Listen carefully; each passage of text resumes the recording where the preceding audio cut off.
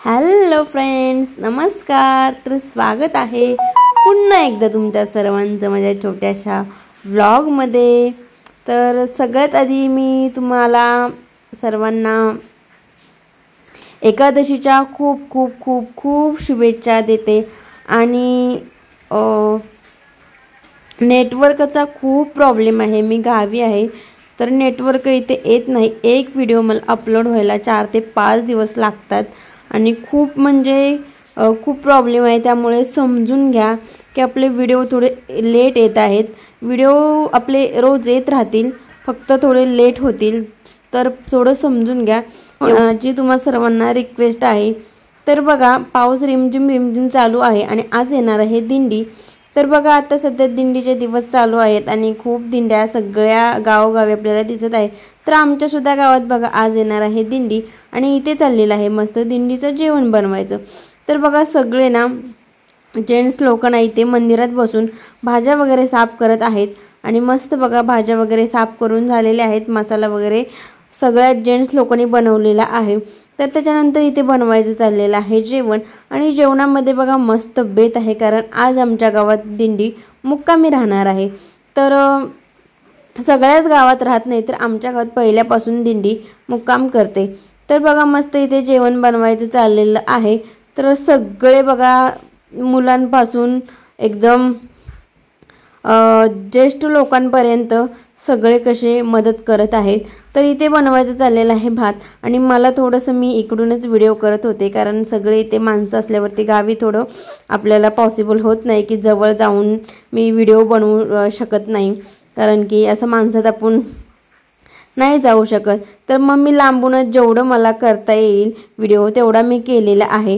त्याच्यानंतर मस्त बघा दिंडी येणार म्हणून एकदम साफसफाई स्वच्छता केलेली होती। बघा इकडे काही सुद्धा दिसत नाही, तर हे आहे मंदिर मस्त हनुमानाचं।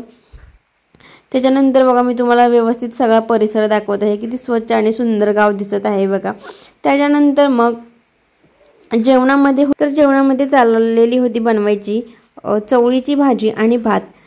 तर बघा इकडे कशी व्यवस्था सगळी केलेली आहे, जे की आपल्या जेवणानंतर पत्रावळ्या ठेवण्यासाठी मस्त ट्रॅक्टरची ट्रॉली तिथे उभे केलेली आहे। त्याच्यानंतर पाण्याची सुद्धा व्यवस्था एकदम जोरात केलेली होती, की पाण्याची टाकी ते आणून ठेवलेली होती। आता वाजलेले आहेत संध्याकाळचे 7:30 आणि दिंडी आलेली आहे। तर मस्त बघा इथे बाहेर आम्ही रांगोळी सुद्धा काढलेली होती, कारण आपल्या दारात एवढी लोक येणार आणि हा कार्यक्रम एवढा वेगळाच असतो की खूप खूप खूप छान वाटतं आणि वर्षातून आपल्याला एकदा मस्त ही दिंडी बघायला भेटते आणि खूप छान वाटतं। आणि या दिंडीमध्ये आपण सुद्धा गेल्यावरती आपल्या सुद्धा मनाला खूप प्रसन्नता भेटते। आणि बघा किती महिला वगैरे आहेत ज्या की चालत आलेल्या आहेत एवढ्या दमून, तरी सुद्धा बघा त्यांच्या चेहऱ्यावरती अजिबात कंटाळा आलेला दिसत नाही किंवा काहीच नाही। तर एवढ्या इथे बघा आजी बाबा सुद्धा येत असतात आणि त्यांच्या चेहऱ्यावरती एवढे चालवून एवढे 10-12 दिवस ते प्रवास करतात, थोडं सुद्धा त्यांच्या चेहऱ्यावरती तुम्हाला कंटाळा दिसणार नाही। त्याच्यानंतर बघा किती मोठी दिंडी आहे, तर बऱ्याच महिला आणि बरेच लोक आहेत या दिंडीमध्ये। त्याच्यानंतर मस्त आता दिंडी आलेली आहे आणि त्याच्यानंतर आमच्या घरी सुद्धा हे लोक राहायला येणार आहेत। तर प्रत्येक वर्षी येतात, तर एवढी लोक राहणार कुठे मंदिरात वगैरे, महिला म्हणून प्रत्येकाच्या घरी अशी आहे आमच्याकडे रीत की प्रत्येकाच्या घरी थोडे लोक जेवण बाहेर असताना झोपायला आरामासाठी येतात। तर आमच्या सुद्धा घरी 9 ते 10 महिला आल्या होत्या आणि मस्त सकाळी त्यांना आंघोळ वगैरे करायला, चहा वगैरे नाश्ता दिला आणि मग ते सकाळी निघणार होते। तर मला सुद्धा माहीत नव्हतं की मी पहिल्याच वर्षी दिंडीला होती। मला हे सगळं सासूबाईंनी सांगितलं की आपल्या सुद्धा असतात, महिला येतात। त्याच्यानंतर इथे झाली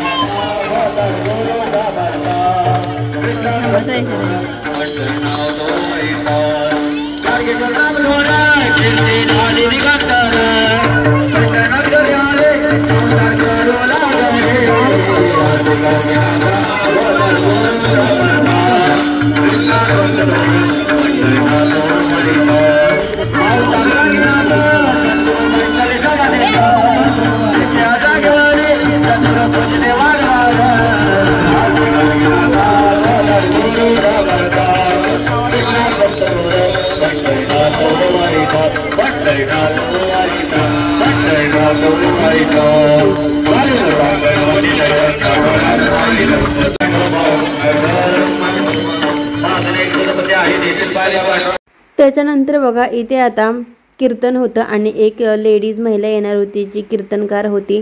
तर एवढी सुंदर बघा कीर्तन सुद्धा आहे। तर इथले जवळचीच आहे, आमच्या गावातील लोकांनीच ही कीर्तनाची सुद्धा व्यवस्था केलेली होती। तर तुम्ही गर्दी पाहू शकता, भरपूर लोक आहेत दिंडीत, भरपूर म्हणजे भरपूर आहे। त्याच्यानंतर बघा इथे कीर्तनासाठी सगळ्या महिला खाली बसून घेतलेल्या आहेत आणि बघा हे जे आपली कीर्तनकार लेडीज आहे ती आलेली आहे। तर ही आहे ती जी की कीर्तन सांगणार आहे ते।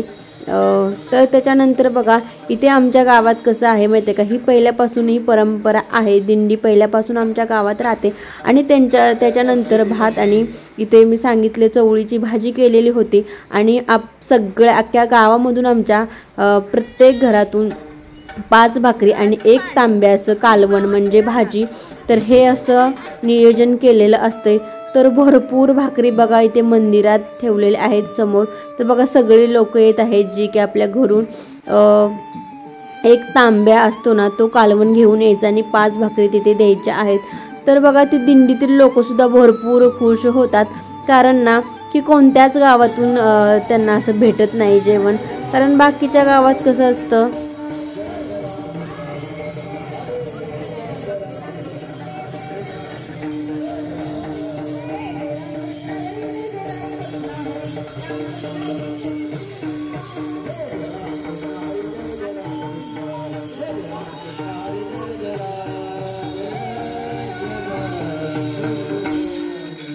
सगळ्या ठिकाणी त्यांना फळे वगैरे किंवा गोड सगळं जेवण भेटत असतं, शिरा भात वगैरे सगळं हे असं भेटत असतं। तर आमच्या गावात मस्त पोट भरून कालवण भाकरी भात त्यांना खायला भेटतो आणि खूप ते सुद्धा खुश होतात। तर हे असं असतं आमच्या गावातील जेवण। तर कसं वाटलं कमेंट्स करून मला सांगायचं आणि ब्लॉग कंटिन्यू करायचा आहे।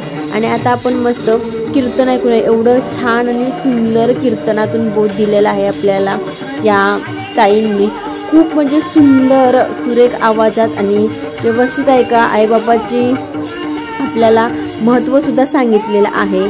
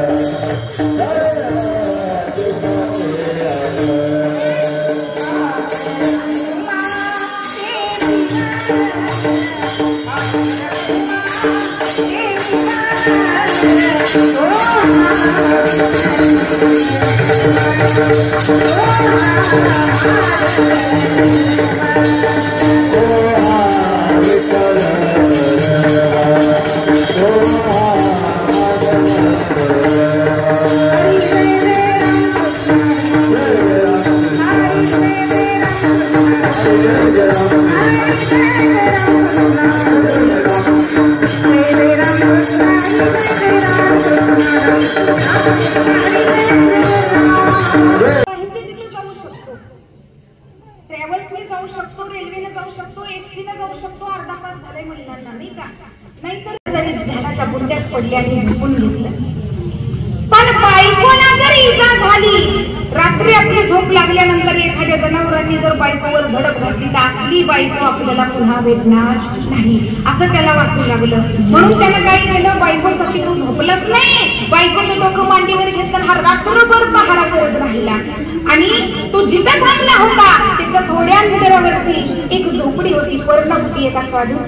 त्या झोपडीमध्ये एका दिव्याचा लख प्रकाश त्या पुंडलिकाला रात्रीच्या अंधारामध्ये लांबून दिसत होता. तो त्या एकदम त्या झोपडीकडे बघत राहिला. झोप येते म्हणून जागा जायचं होतं या कारणाने आणि 12चा टायमिंग उलटून गेल्यानंतर मध्यरात्री 5 काळ्या कुट्ट स्त्रिया त्या आश्रमामध्ये प्रवेश करताना पुंडलिकाला दिसल्या. तो घाबरला. त्याला वाटलं हा काय प्रकार आहे?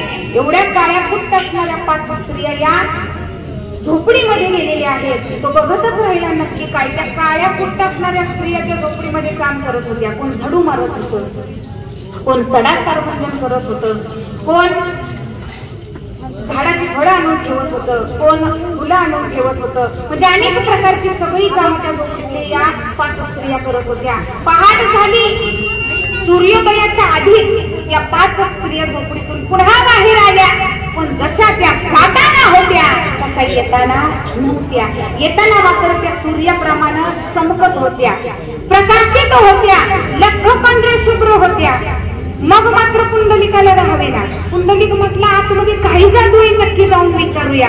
त्यानं बायकोचं डोकं खाली ठेवलं जमिनीवर आणि हा उठला आणि तिथं जाऊन त्या 5 स्त्रियांना विचारतो, काय ग, मी रात्रीच तर पाहिलं तुम्ही काळ्या कुट्ट होता, मलिन होता आणि या झोपडीमध्ये अशी काय जादू आहे की तुम्ही आतमध्ये गेला 2-3 तासातच बाहेर येताना एवढ्या प्रकाशमान झाला, एवढ्या तेजस्वी झाला.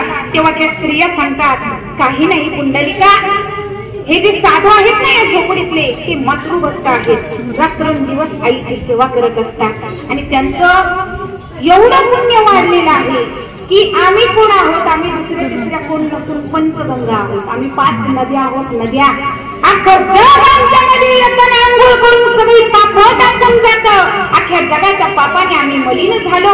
मग आम्ही आमची पाप धुणार कुठं, आम्ही आमची पाप टाकणार कुठं? म्हणून आम्ही या आश्रमामध्ये येतो, या स्वामींची सेवा करतो, या ऋषींची सेवा करतो आणि त्यांच्या पुण्याने आपण आमची सगळी पाप, जगभरातली पाप आमच्याकडे असतात, ती सगळी पाप धुवून जातात आणि आम्ही पुण्यवान होतो, तेजस्वी होतो, पुन्हा आमच्या कामाला आम्ही निघालो. असं म्हटल्यानंतर त्याचा पायाखालची जमीन सरकली. खूप वाईट वाटलं. का? जेव्हापासून कळत नाही तेव्हापासून आई वडिलांना कधी प्रेमाने बोलला नाही, कधीच प्रेमाने बोलला नाही. शिवीगाळ करायचा, मारहाण करायचा, कधी आदर दिला नाही, कधी किंमत दिली नाही. आणि या गोष्टीचा त्याला इतका पश्चाताप झाला.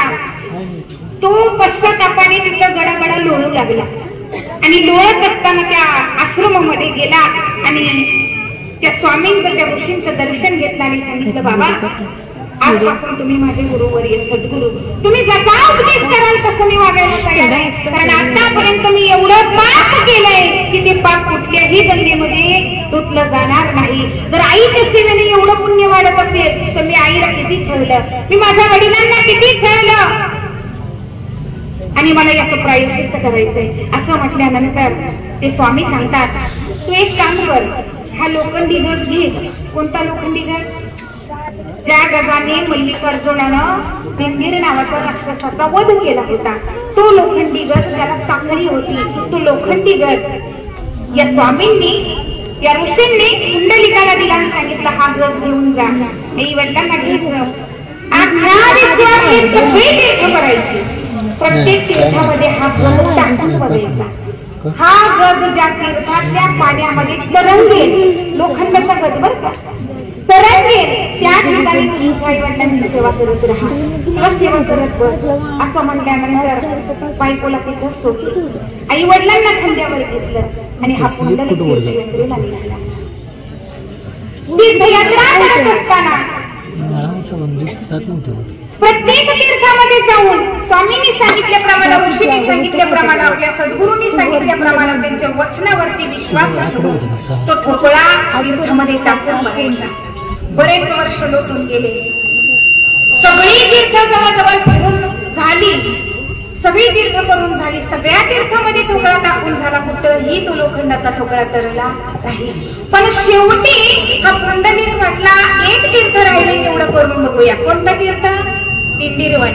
या दिंडीरवनामध्ये आता असलेल्या चंद्रभागेच्या ठिकाणी पुंडलिक येतो आणि शेवटचा पर्याय किंवा शेवटचा एकदाशी काय होतंय ते बघूया या विचाराने तो ठोकळाच्या पाण्यात टाकून बघतो तर आश्चर्य असं घडतं. खरोखरच चंद्रभागेच्या पाण्यामध्ये लोखंडाचा ठोकळा तरंगतो.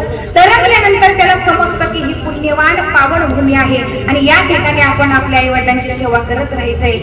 तिथं जो आई वडिलांची सेवा करत बसलाय तो आज 28 युग होऊन गेली अजूनही तिथंच तो आई वडिलांची सेवा करत बसलेला आहे. मग त्या तीर्थामध्ये लोखंडाचा ठोकळा तरला म्हणून त्या तीर्थाला दुसरं नाव पडलं. त्या तीर्थाचं दुसरं नाव आहे लोहदंड तीर्थक्षेत्र. काय नाव आहे? लोहदंड तीर्थक्षेत्र हे पंढरपूरचं दुसरं नाव आहे. बर, या पंढरपुरामध्ये पांडुरंग परमात्मा आला कसा हेही मी तुम्हाला सांगणार आहे. पण त्याआधी सर्वांनी हाताला टाळी आणि मुखाने नाम घ्यायचं. विठोबा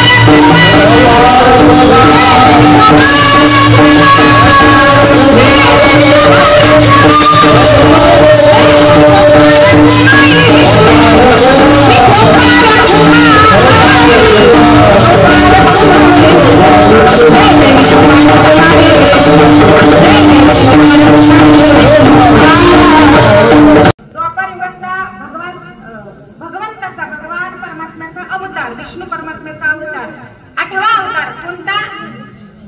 मच्छापासून. तर बघा मस्त कीर्तन संपलेलं आहे आणि खूप सुंदर असं कीर्तन झालं आणि खूप छान सांगितलं आपल्याला या कीर्तनकार ताईंनी. त्याच्यानंतर बसले बघा मस्त सगळे वारकरी जेवायला बसलेले आहेत आणि जेवणाचा कार्यक्रम चालू झालेला आहे आणि भरपूर आहेत बघा लोक तुम्हाला दिसतच आहेत. तर किती गर्दी आहे बघा. तर खूप मोठीच्या मोठी आहे दिंडी. तर बघा इथे मस्त वाढायचं काम चाललेलं आहे एकदम सगळं पद्धतशीर व्यवस्थित. तर जेवणामध्ये चवळीची भाजी होती, भात होता आणि घरून सगळ्यांनी दिलेले कालवण आणि भाकरी होत्या. आम्ही सुद्धा घरून आमच्या दिल्या होत्या आणि त्याच्यामध्ये कोणी बुंदी गोड आणि कोणी लाडूसुद्धा दिले होते तर ते सुद्धा होतं. तर बघा मस्त असं हे वाढायचं काम चाललेलं आहे आणि सगळे मंडळी पोट भरून जेवतात कारण त्यांना खूप दिवसातून असं कालवण भाकरी वगैरे खायला भेटतं. तर त्यांना हे जेवण खूप आवडतं. कारण आम्हाला घरी आल्यावरती त्या महिला बोलल्या की खूप छान इथे जेवण होतं कारण की आमचं जेवणसुद्धा पोटसुद्धा भरतं.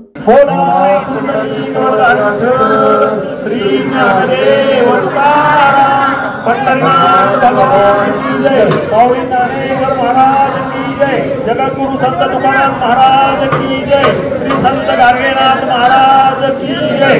सर्वांनी पोटभर जेवायचं आहे. पात्रावरती शिल्लक राहिला असं तुम्ही घेऊ नका. पाहिजे तेवढं घ्या. सर्वांनी पाहिजे तेवढं घ्या. फक्त नाच करू नका आणि कोणीही जागेवरती हात धुवू नका कृपया. तर रामकृष्ण हरी.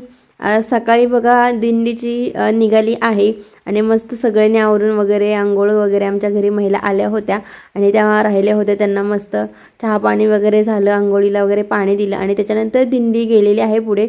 मला थोडा लेट झाला. तर बघा इकडे मस्त ना घोड्याचं आणि आपली जी मेंढरे असतात त्यांचं रिंगण असतं, म्हणजे जे बकरे असतात त्यांचं. तर इकडे मस्त रिंगण असतं, घोडा वगैरे खूप छान पळतो तर ते असतं इकडे. तर बघा इकडे मस्त असं सकाळचं वातावरण खूप सुंदर झालेलं आहे आणि मस्त वारकरी आलेले आहेत इकडे. तर आता आपण हे पाहूयात. असं का दिसते बरं.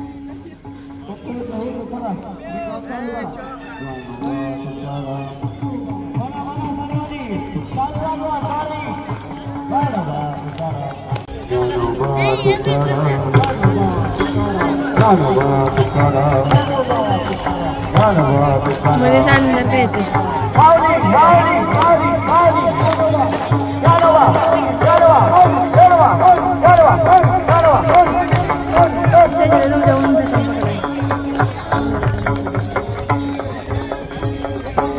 उत्तरी गवला थांबा थांबा हाय वाटतं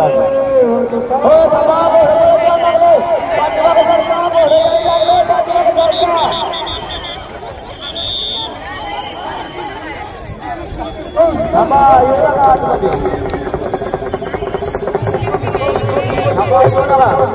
घोडा दिसतो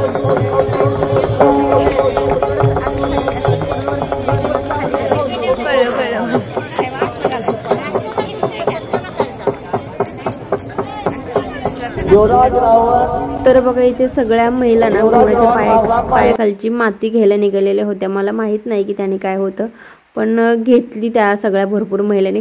त्याच्यानंतर मी ना पाया पडायचे बाकी होतं आणि खूप गर्दी होती. काय करू आणि मग त्याच्यानंतर मग मी हे असं मस्त पालखीचं दर्शन वगैरे घेतलं. आणि हे असं आहे आजचा ब्लॉग. तर खूप जबरदस्त दिंडी झाली आणि खूप छान वाटलं. खरंच हा आनंद कुठेच भेटणार नाही. तर अशा प्रकारे इथून पुढे ही दिंडी गेली आणि आता ह्या क्षणाची पुढच्या वर्षीपर्यंत वाट पाहावी लागणार. खूप म्हणजे खूप जबरदस्त दिंडी झाली.